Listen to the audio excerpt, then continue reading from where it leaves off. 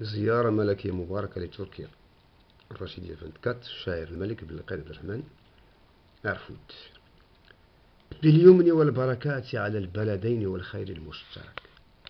زيارة مباركة تزامنت مع ولادة نبي مبارك، نبي في المهد نطق مقر بالعبودية لمن ملك الآخرة والأولى، مفندا كل من أشرك، جعل آية للناس وتبارى لمن كفر في معترك.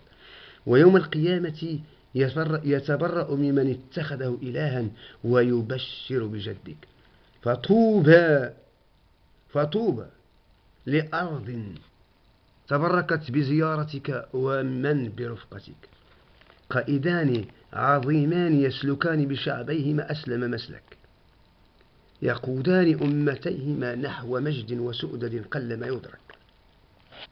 لقاء أسرتين كلمتين تنورت بها أرض لا ترك، ملك بالحكمة والبصيرة موصوف ورئيس محنك. فبورك الزائر والمزار، وأعلى الله يا مالك شانك. وشأن من للقائه وزيارة أرض العثمانيين دعك، دعوة توخى منها الداعي مبادلة الرأي وحكمتك.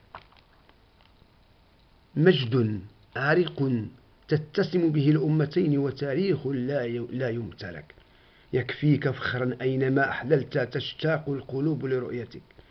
وما يشاهد العالم من ترحاب بقدومك يشهد لك.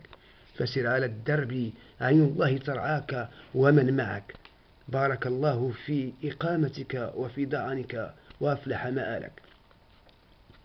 وزادك فضلا جائلا هديه نورا لمحجة أمامك، لتسمو بالأمة نحو الرفعة المثلى وتنل مرادك، مسددا خطاك مقرا عينك بالأسرة وبولي عهدك.